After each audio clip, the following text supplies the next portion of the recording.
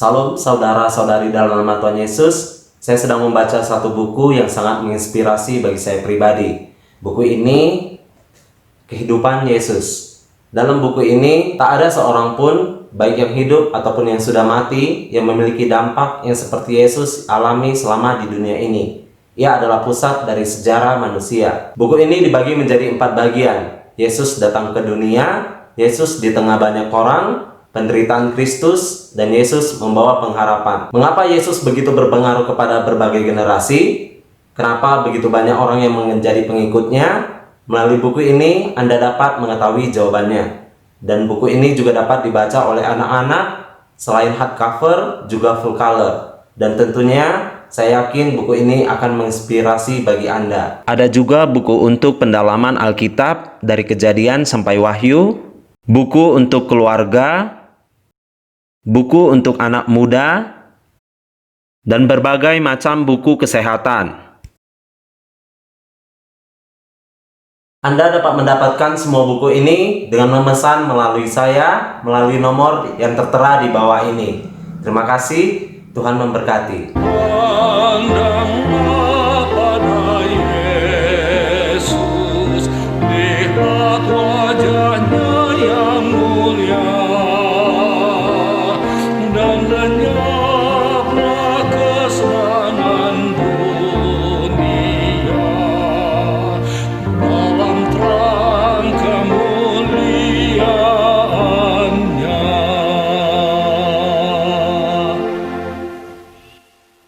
Pada saat bulan Desember, saat itu sudah mendekati liburan Natal dan Tahun Baru, ada pendeta dari Jakarta yang pulang ke rumah mertuanya. Mertuanya ini satu jemaat dengan saya. Jadi gereja kami melakukan ibadah seperti biasa, ibadah Rabu malam. Saat itu pendeta ini yang memimpin. Jadi pendeta ini membahas tentang hari Natal.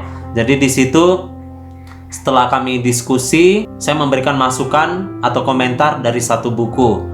Di akhir kebaktian, pendeta itu menanyakan kepada saya, pekerjaan saya, pendidikan saya. Saya menjawab, hingga akhirnya pendeta itu menawarkan kepada saya bahwa anggota jemaatnya di Jakarta mau menyekolahkan saya kalau saya itu mengambil jurusan kependetaan.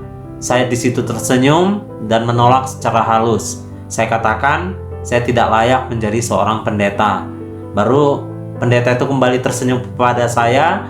Dia jelaskan bahwa justru kamu menolak itulah yang seharusnya. Kenapa? Kalau misalnya kamu merasa diri kamu layak, kamu mau menerima, hal itulah mungkin yang patut dipertanyakan. Dia juga menceritakan tentang bagaimana nabi-nabi di perjanjian lama. Saya ingat pada saat itu Musa, ketika dia dipanggil, dia juga menolak. Tetapi Tuhan yang menuntun dia sehingga dia menerima. Pendeta ini memberikan nomor teleponnya kepada saya, dan ketua jemaat kami mengatakan bahwa saya harus sering menghubungi pendeta ini, mengingatkan dia akan janjinya. Setelah kejadian malam itu, saya hanya berkomunikasi dengan pendeta ini sebanyak 1 kali, di mana pendeta ini meminta file PDF dari tulisan Rono Buat yang ada di handphone saya mengenai komentar yang saya berikan pada saat kejadian Rabu malam itu. Jadi saya tidak ada menanyakan tentang janji dari pendeta ini. Menurut saya pribadi, menjadi seorang pendeta adalah satu panggilan yang mulia. Saya juga dulu pernah berpandangan negatif terhadap pendeta. Namun hal ini salah karena saya berfokus kepada profesi pendeta tersebut, bukan kepada individu. Padahal yang dilakukan itu adalah kesalahan individu, bukan oleh kesalahan secara organisasi. Melainkan masih banyak juga pendeta-pendeta yang setia untuk melayani. Jadi saya dibaptis di gereja Advent setelah saya di gereja itu selama 3 tahun lebih. Jadi selama 3 tahun ada beberapa KKR. Setiap KKR pendeta ini selalu menanyakan kepada saya, kamu sudah bisa dibaptis? Saya katakan saya belum bersedia untuk dibaptis, saya masih belajar. Saya berpikir pendeta ini tidak pernah mengajari saya, melawat saya saja sangat jarang. Namun pendeta ini selalu menanyakan kepada saya, kamu kapan mau dibaptis? Jadi di situ saya berpandangan negatif terhadap pendeta ini. Setiap pekerjaan tentu ada target, tapi saya berpikir kenapa pendeta ini selalu berorientasi kepada target, bukan kepada prosesnya. Bukan hanya bertanya kepada saya, tetapi kepada 2 orang yang mengajari saya. Bahkan pacar saya dan ibunya juga ditanyaki dan dibujuk supaya saya untuk dibaptis. Jadi dari hal itu saya berpandangan negatif terhadap pendeta ini.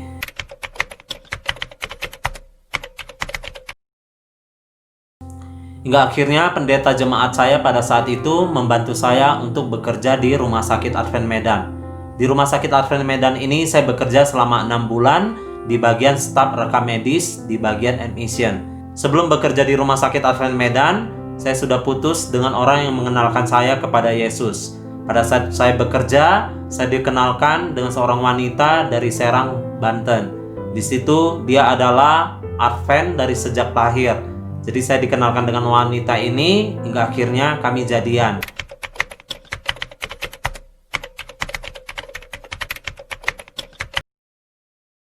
Di Tangerang ini saya memutuskan untuk kembali melanjutkan perkuliahan saya di akuntansi dulu yang sudah menyelesaikan 2 semester. Jadi saya menjual sepeda motor saya hingga akhirnya saya pindah ke Tangerang. Disitulah kenapa saya akhirnya memilih untuk memutuskan menjadi seorang pendeta. Ada seseorang menawarkan saya untuk sekolah kependetaan, padahal orang ini tahu bahwa saya ingin melanjutkan ke sekolah akuntansi. Dia beralasan umur saya dan nanti bagaimana peluang saya untuk bersaing dengan orang yang lebih muda. Jadi di situ dia menyarankan saya untuk sekolah ambil kependetaan dan dia bersedia membantu saya sebesar 5 juta. Pada saat itu saya tidak langsung menolak usulan dari orang ini.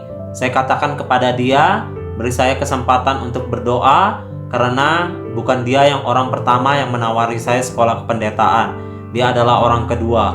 Hingga akhirnya saya berdoa, namun Tuhan belum menjawab doa saya. Di situ saya tetap memutuskan untuk mengambil ke sekolah pendetaan. Jadi kenapa? Karena saya beranggapan ini bukan satu kebetulan, sudah 2 orang yang menyuruh saya. Hingga akhirnya saya memutuskan untuk ke Bandung. Saya sampai di Bandung kurang lebih pukul 4 sore. Di situ saya tidak tahu apa yang harus saya lakukan di Bandung. Walaupun saya ada tempat tinggal, tapi saya tidak tahu apa yang harus dilakukan. Jadi saya berdoa kepada Tuhan sebelum tidur. Saya katakan, saya sudah melangkah, apakah saya sudah melangkah terlalu jauh? Saya minta petunjuk kepada Tuhan. Di situ Tuhan menjawab doa saya, di mana saya mimpi selama 2 hari berturut-turut. Malamnya saya mimpi, besoknya saya mimpi lagi. Pada saat malam pertama saya mimpi bertemu dengan teman saya yang beragama Buddha dan juga beragama Islam.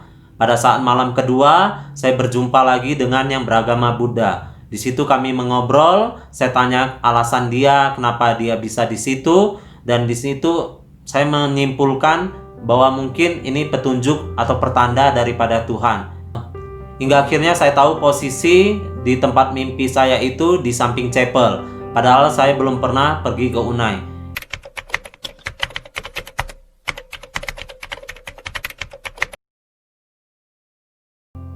Sebelum diterima di Fakultas Filsafat, saya harus terlebih dahulu mengikuti ujian tes masuk di universitas tersebut.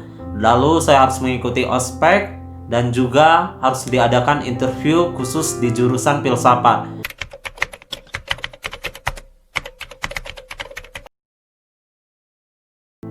Satu hal yang saya khawatirkan yaitu mengenai tentang uang kuliah, di mana katanya uang pendaftaran itu sekitar 60%. Jadi kalau di asrama sekitar 9,6 jutaan. Sedangkan uang yang saya pegang itu sekitar 6 jutaan.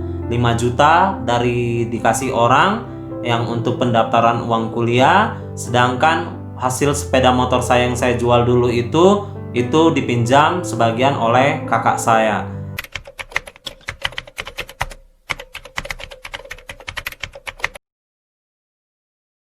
Pada saat itu saya memutuskan untuk menghubungi pendeta yang membaptis saya. Saya menceritakan kenapa saya mau mengambil jurusan filsafat. Dia sangat senang dan juga saya menceritakan tentang permasalahan saya. Dia memberikan saya 1 nomor dan dia berharap nomor ini bisa membantu saya. Di situ saya ketahui nomor ini ternyata adalah dokter yang bekerja di Rumah Sakit Advent Medan. Jadi selama bekerja di Rumah Sakit Advent Medan, kami sering berbincang tentang dokter ini, tentang siapa dokter yang baik, siapa yang kurang baik. Dan di situ nama dokter ini ternyata masuk kepada dokter yang menurut kami kurang baik. Kami beranggapan bahwa dokter ini hanya mau menerima pasien umum dan juga pasien asuransi. Sedangkan untuk pasien BPJS beliau menolaknya. Dan untuk umum dan asuransi itu pun juga di atas rata-rata dari visit dokter umum. Jadi kami beranggapan bahwa dokter ini kurang baik. Jadi ketika saya diberikan nomor itu, saya tidak ada hubungi nama dokter ini.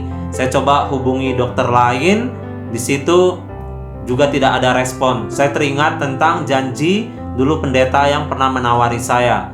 Dia katakan bahwa anggota jemaatnya sedang membantu anak yang sedang kuliah juga di kependetaan, dia di bagian Merstud. Jadi sekolah kependetaan yang sudah menikah. Jadi katakan, tapi pendeta ini tetap memberikan satu nomor di mana nomor ini saya hubungi juga tidak ada respon. Saya juga coba hubungi pendeta yang ada di Amerika Serikat, namun tidak ada respon dari mereka. Jadi beberapa orang sudah saya hubungi, tidak ada respon. Di situ saya merasa putus asa. Ketika saya merasa putus asa, saya tidak tahu lagi apa yang harus saya lakukan. Malam harinya, ketika sudah mau mendekati ospek, saya berdoa kepada Tuhan. Kalau memang ini panggilan Tuhan, Engkau mengetahui apa permasalahan saya. Jadi di situ saya berdoa sambil menangis dan saya berdoa kepada Tuhan, kalau memang ini panggilan-Mu, cukupkan segala keperluan saya ketika saya untuk kuliah di bagian kependetaan.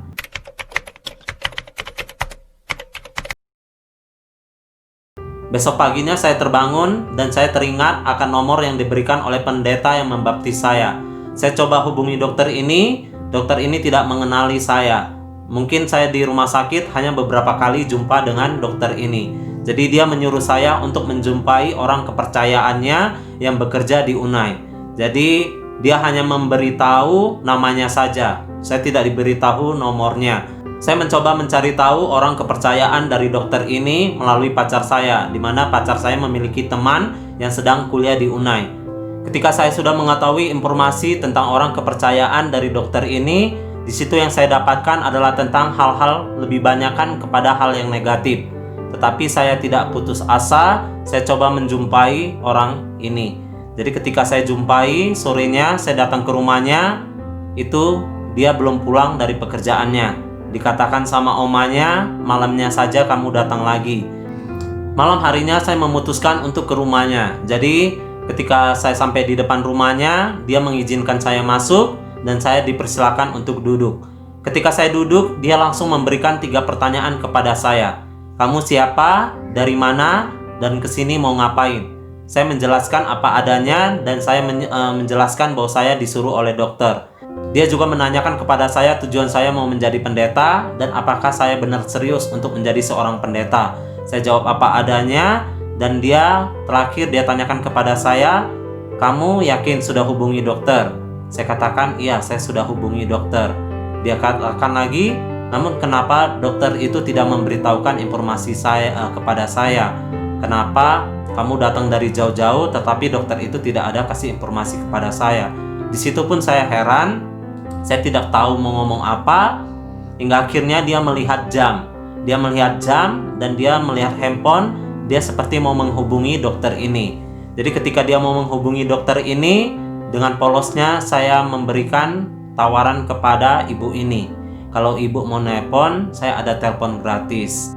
Pada saat saya menyampaikan tawaran itu, muka dia langsung berubah dan dia menatap saya seolah saya melakukan kesalahan yang sangat besar.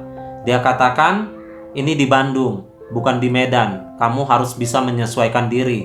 Jadi orang jangan terlalu agresif. Di situ saya meminta maaf kepada dia. Saya tidak bermaksud untuk bersikap agresif atau berusaha apa. Dan dia katakan, saya bukan tidak ada pulsa, tetapi saya mau lihat waktu. Apakah dia dokter itu sibuk atau tidak. Jadi kamu jangan terlalu agresif. Itu kata dia. Jadi saya minta maaf. Saya katakan saya tidak ada bermaksud untuk menyinggung dia atau tidak ada apa.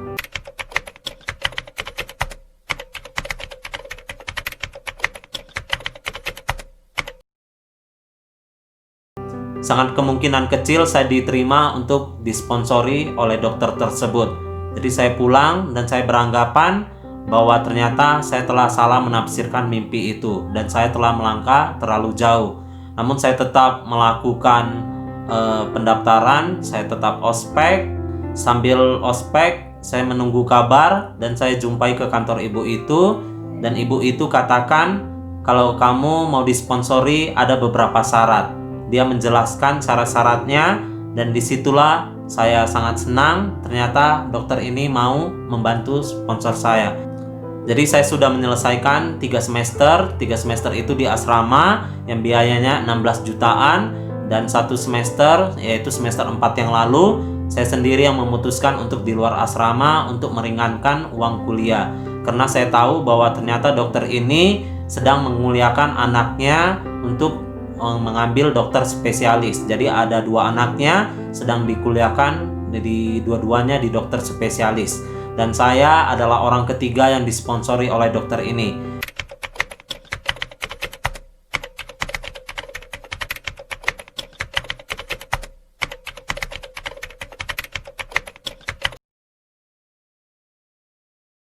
Jadi saya memutuskan untuk outside, untuk meringankan uang kuliah, dan juga untuk menimbulkan rasa jiwa pelayanan saya. Jadi saya tinggal di rumah salah satu opung. Opung ini sudah kena stroke kurang lebih 8 tahun. Jadi saya coba melakukan apa yang bisa saya lakukan sambil tetap berkuliah seperti biasa. Saya kuliah kurang lebih menghabiskan 60 jutaan, dan itu tidak ada sepersen pun keluar dari kantong saya. Itu semua berkat kemurahan Tuhan melalui dokter ini.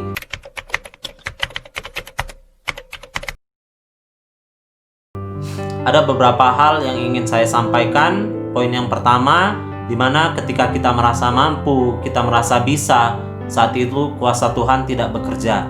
Namun ketika kita merasa kita tidak mampu, kita tidak memiliki daya untuk melakukan itu, disitulah kuasa Tuhan bekerja dengan sempurna. Kenapa? Ketika mungkin kita bisa melakukan itu atas usaha kita, atas inisiatif kita, mungkin kalau kita berhasil, saya akan beranggapan bahwa itu atas usaha saya, itu berkat usaha saya, atas andil saya. Tetapi kalau misalnya saya merasa itu tidak mampu, tetapi kuasa Tuhan bekerja dengan sempurna, itulah saya merasa bahwa itu semua bukan karena usaha saya, tetapi berkat kemurahan Tuhan. Dan juga yang poin selanjutnya, bagaimana ketika saya beranggapan bahwa saya hanya menilai orang dari luarnya saja, tetapi Tuhan menilai dari hati. Bagaimana dokter ini memiliki hati yang baik, walaupun mungkin orang menilai dia itu jahat, ternyata dokter ini adalah yang baik. Begitu juga dengan ibu yang orang kepercayaannya itu. Ketika saya sudah mengenal ibu ini, saya juga sering mengucapkan selamat sabat, dan dia merespon dengan baik, dan juga dia juga sering memberikan motivasi untuk saya. Mungkin itu kesaksian saya. Perjalanan saya untuk menjadi seorang pendeta masih jauh. Saya juga mohon doanya daripada saudara-saudara agar kedepannya saya dapat menjadi seorang pendeta yang bisa melayani dengan baik. Inilah harapan dan doa saya. Tuhan memberkati.